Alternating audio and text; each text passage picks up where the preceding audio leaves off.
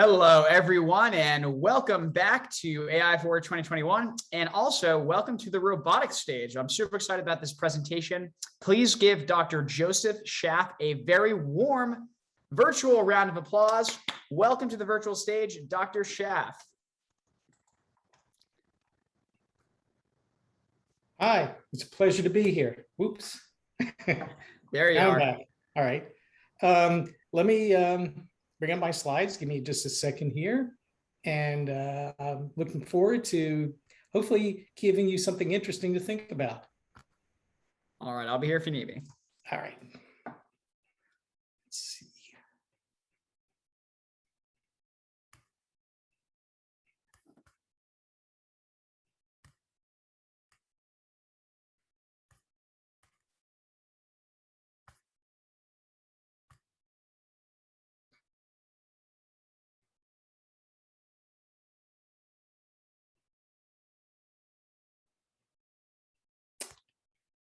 All right.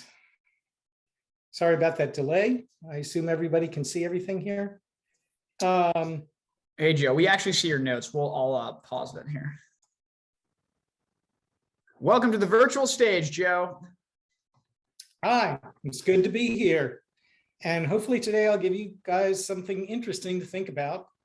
And it's about the concept of holistic robotics and how complexity science itself plays into this, as well as how to deal with certain aspects of creating complementary machine learning for resilient AI in a synergistic approach.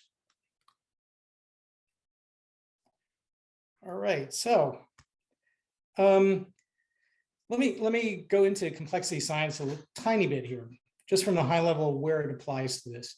So some of the roles it fits into are how to scale things and something called emergence, which is the unexpected or unanticipated behaviors that occur in any complex system, and complex adaptive systems in nature, as well as in real engineered or robotic systems. These things do occur, but we can use this to our advantage.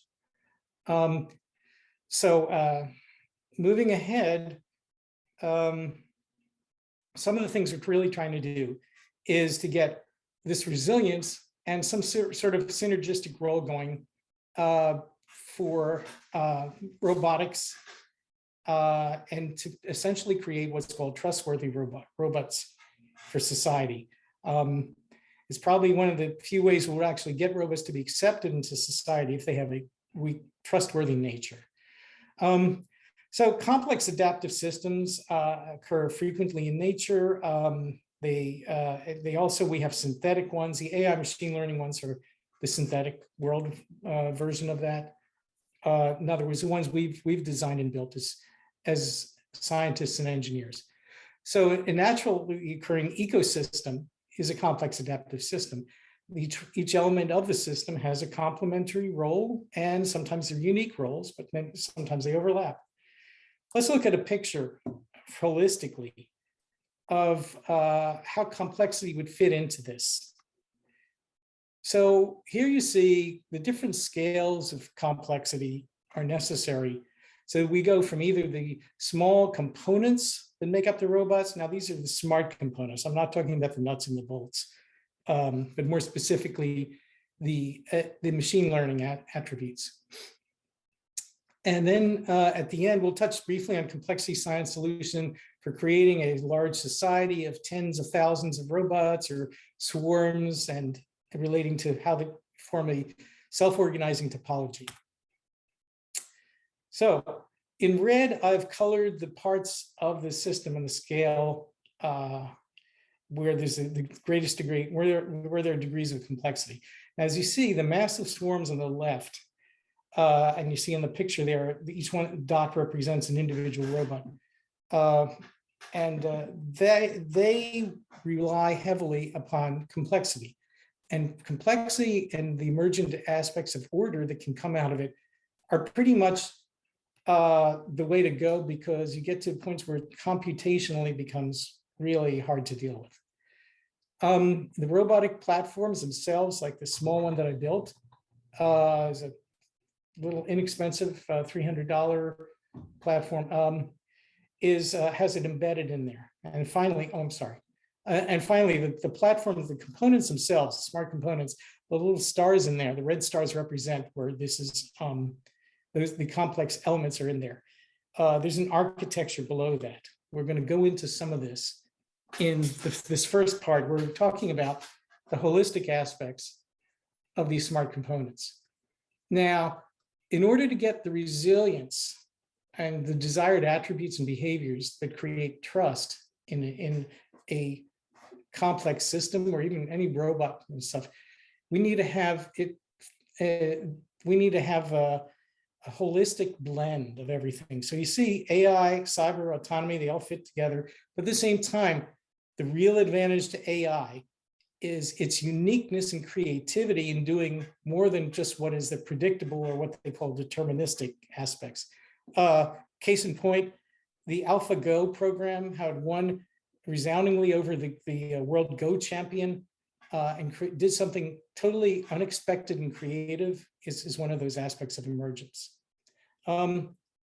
With dealing with the AI, we really need to have some sort of system that is the adult supervisor, if we will, or we'll call it the meta reasoning system that prevents AI from either being deceived through a deliberate or natural occurrences that kind of exploit the weaknesses. Well, let's look at holistic systems.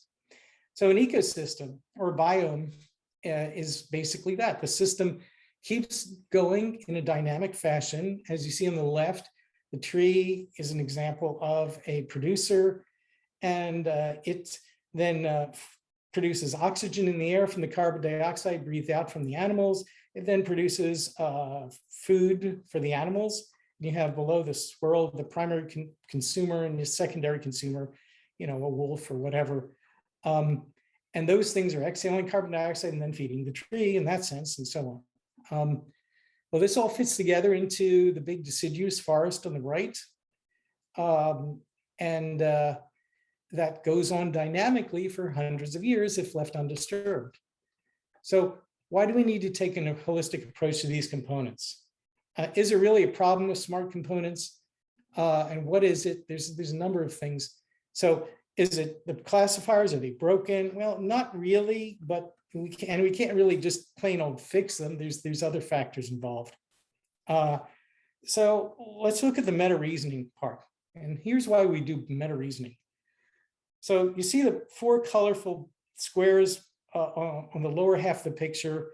Those are noise patterns, and those patterns are added to the pictures above. Whereas we as humans, if you look carefully, you'll see a little bit of the noise pattern in the picture, but we really ignore the noise and we see the picture overall, so we're able to make effective classifications. A machine, on the other hand, has come up with those particular classifications after many, many trainings on the clean data, has come up with these highlighted in yellow classifications. The most interesting one I find is the Christmas sock, which it thinks is an Indian elephant. So how can that machine, this is a deep learning system, be deceived so easily? Well, it learns differently than human beings. Well, maybe it's just because of hostile intent. No, not necessarily. Here's some natural examples. And here we go. This is a classifier. These are in one of the largest databases called emergent of these different pictures. And the red text is what one of the well-known classifiers, ResNet 50, which is known to have a high accuracy rate, predicts, and with confidence. So look at the one on the right, you see the dragonfly on a lawn chair that the classifier is convinced is a manhole cover with 99% accuracy. That's a naturally occurring thing that can deceive these too. So what do we do to avoid that? So these are inherent weaknesses in machine learning, in some of our best, most accurate classifiers used in machine learning. So the first step is, well, how do we deal with the massive amounts of data? So we can make sure we use clean data and we try to add that in there. Sometimes data can be implicitly poisoned, not necessarily even directly, but as you can see from a natural event, it can be something that deceives the system. So we need to architect this resilience, trustworthy resilience, into the machine. So this consists of many pieces in the puzzle. The first one is, let's look at, there's a DARPA program that started a couple of years ago called Assured Autonomy. And the main focus of this program was on looking at different methods to validate machine learning algorithms. And has brought in a lot of academia, and they've done a really good job on there. And some of them have even, used some certain video games like Grand Theft Auto to build the environment. But here's the thing: they haven't focused a lot on the bigger picture of how these things all interact together. So here's another puzzle piece. One of the best methods out there is, hang on a second, sorry, is to use something called formal methods. This is a mathematical aspect where it's provably correct algorithms are used. There's a whole formal methods lab that's been around for about a decade at NASA, and they use this for validation of things that are flight worthy or trustworthy in flight dynamics. Formal methods is great and works really well, but the problem is it doesn't scale to certain components very well. And some of this could be some of the smart components where you're trying to get the emergent behavior out of it. So how do we build this smart component architecture? I apologize. Yeah, everybody uses the word architecture, but just for now, let's do this. Maybe I should have used framework, but we'll call it architecture. So the first steps we need to do is we need some sort of heterogeneous AI machine learning. So each one might be vulnerable to slightly different attributes. This can kind of take care of some of the shortfall in specific algorithms. Then on top of that, we need some sort of cognitive architecture, and cognition meaning it does some sort of reasoning going on. We'll call it the meta reasoner.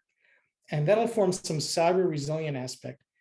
Finally, we really do need something that's scalable from a very low cost, small component to a very high value or larger one. Now we're faced with another issue of in deep learning neural nets is, do we have enough data and do we have enough time to do these classifications? Because many of them need on the order of 1 million samples and then a large quantity of time to crank through all that. So one of the options that has been used before is transfer learning, where basically they take the trained weights and other parameters from similar neural nets and put it onto a new one. The issue you get is that it is a problem domain that the first one neural trained system used sufficiently similar, and then does it limit it too much? In other words, does it look at everything that has to be exactly along those lines, and called overfitting, where it may not really see if something is in that larger class, but is on the edge of the class. The edge cases are kind of ignored, and that can be a problem. So a better way is, I call them helper algorithms, and some mathematical functions that are coarse classifiers, and these will help pre-train the neural net. So these helper algorithms kind of work in a complementary fashion. Whereas they may be approximate, and by the same token, what they do is they kind of pre-train or pre-charge the deep learning systems, which are far more accurate. And it's a little more than just what they call ensemble classifiers, which are a lot of similar neural net systems that are matched together. But this, the idea is to do a key matching between sets that are different, the complementary sets, and combined with these, they can also form the ensembles. Here's an example. I'll give you 3 different examples of this. First one is a helper algorithm that has known categories. So in this case, I'm using something called a semantic net. And it's pretty much a graph environment where something like, say you want to find a cat and classify it, you say, so the cat's a mammal and has fur. So you see something with fur and is a mammal. So it's either a bear or a cat, but there's certain aspects of one over another. So that's good. That gives you the framework. And that's if you know what the categories are. But what if you don't know the categories? or the relationships in there. And what if the problem space that you're looking through is nonlinear, which is in a similar sort of function where things kind of get oblique. So another example is to use an existing neural net called a radial basis function, because it works by analogy, saying, yeah, I think it's sort of big and fuzzy, or something like that. And so it estimates approximately something fitting into a class. It doesn't call the class. It doesn't need to know the name of the class. It just says, okay, I'm going to say that you are one of these things, you're thing one, thing two, or swamp thing, but you're, thing one, thing two are part of a class. Swamp thing appears to be in its own class, a different class. And so that gives the first aspect of priming and dividing things up, where then you can learn the more specifics and then train the system more rapidly. Systems like radial basis function and another thing called support vector machines can create these type of categories. That's in the first stage. So they use what's called unsupervised learning. And then afterwards, they follow with a few good examples in the second stage, is supervised learning, to really corroborate it. And here's a classic example of controlling a nonlinear system using that aspect. And the system has complexity, chaotic dynamics in it. So to control this system, we take this radial basis function that's put onto that, and it sits there. And the blue part on the left of the graph, you see going up and down, wildly oscillating, is the system without these controls. We want it to fit the desired output, which is in red, and you can see that drawn on the second half of the graph. The system is in learning mode the first 49 steps, and then it's switched on. And as you can see, it fits quite closely for a simple amount of a few training examples into the desired output. And this is computationally much simpler and faster than deep learning. It's just not as exact. So as far as learning this stuff, or precursor to learning, that can be a starting phase. And that's why it's a helper function. And there was another one from a purely mathematical point that I looked at about 25 years ago. And it was the fact that people were saying neural nets had random behaviors, and it wasn't really random. There was a pattern I couldn't figure out until I looked deeper, and I realized, okay, there's some self-similarity. And this is the self-similarity forms what's called a fractal pattern. And the fractal, the hypothesis here is if I have a bunch of trained weights that forms a fractal pattern, I should be able to have a similar fractal topology and use that to train the next set of weights. But then there's the negative side. I could do an evil thing here. So what if I have a deep learning system that's already trained? I figure out the fractal pattern. If I take the inverse function and then feed that training set with the inverted amounts, can I untrain the system to basically erase all learning? Well, that's just something else. I'm sorry. So let's put it together into the big architecture. So here we go. This is a general architecture. The three blue boxes are classifiers. Each one of them is sandboxed in a container, like a Docker container or something like that. And they're running all for resiliency sake and for cybersecurity, an approvably formal methods provably correct thing, kernel, which is called a microkernel. Then we do a comparison. Each of these is heterogeneous. We have like YOLO, which is a well-known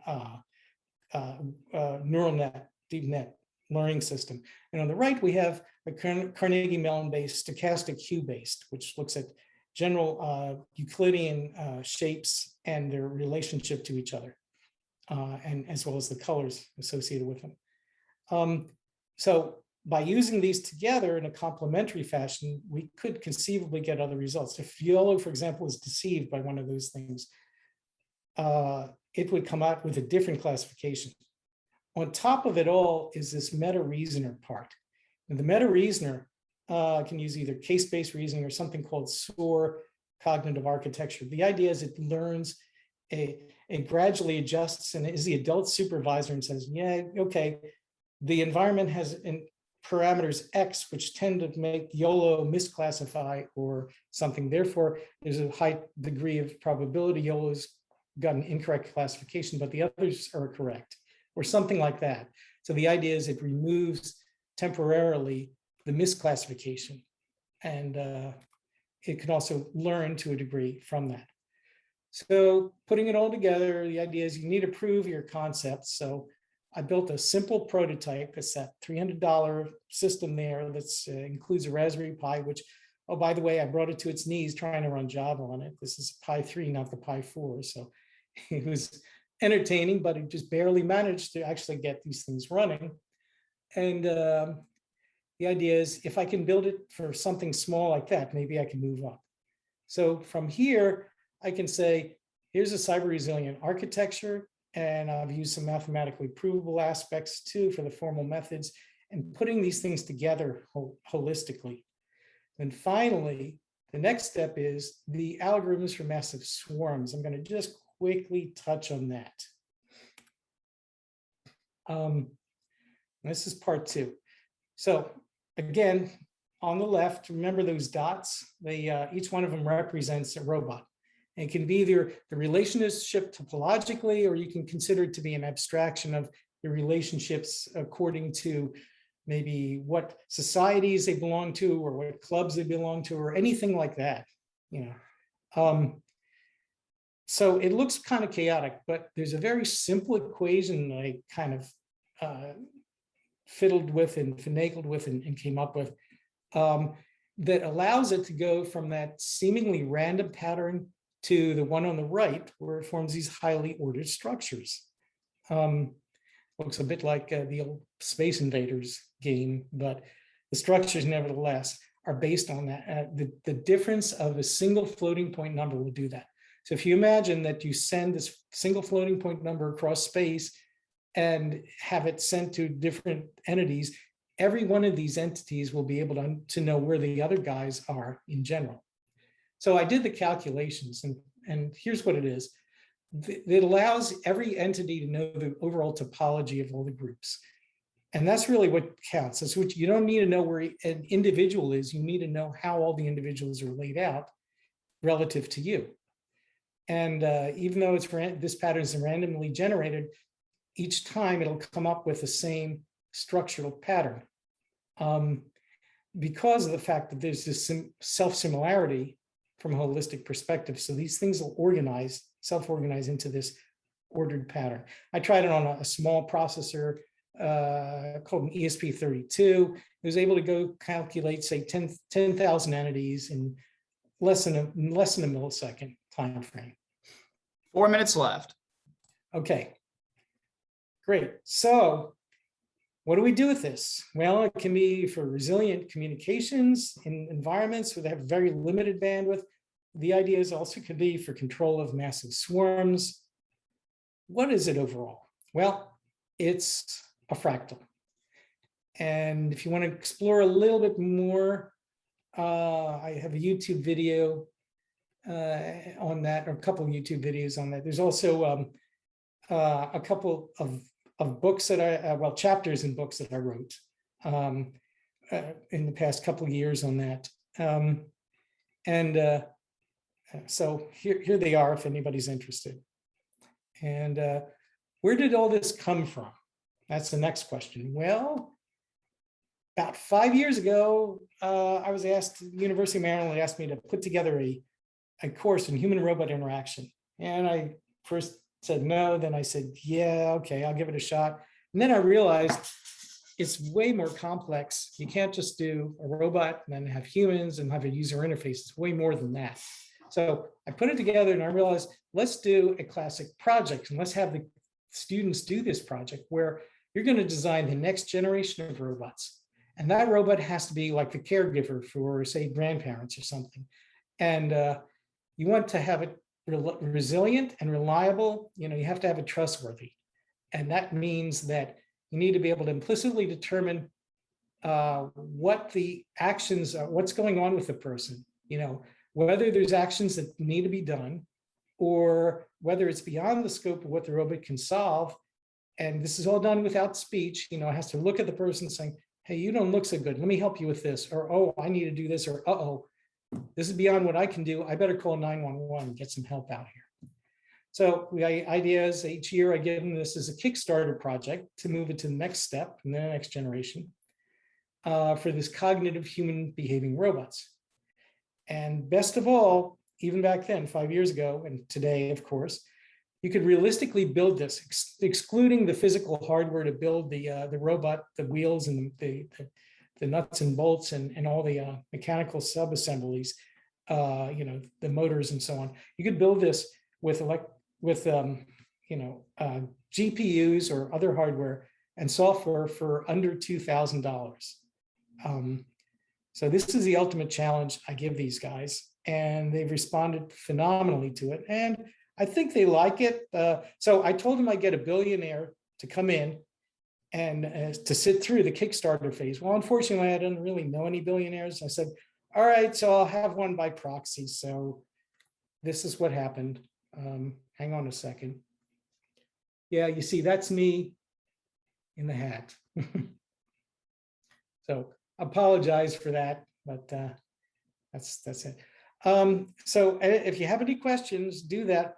Please post them, and I will then try to answer what I can as needed. Thank you. All right. Thank you so much, Dr. Schaff. It was a pleasure having you join us. If you're watching this, go do some networking. We'll see you at the next session. Thanks so much.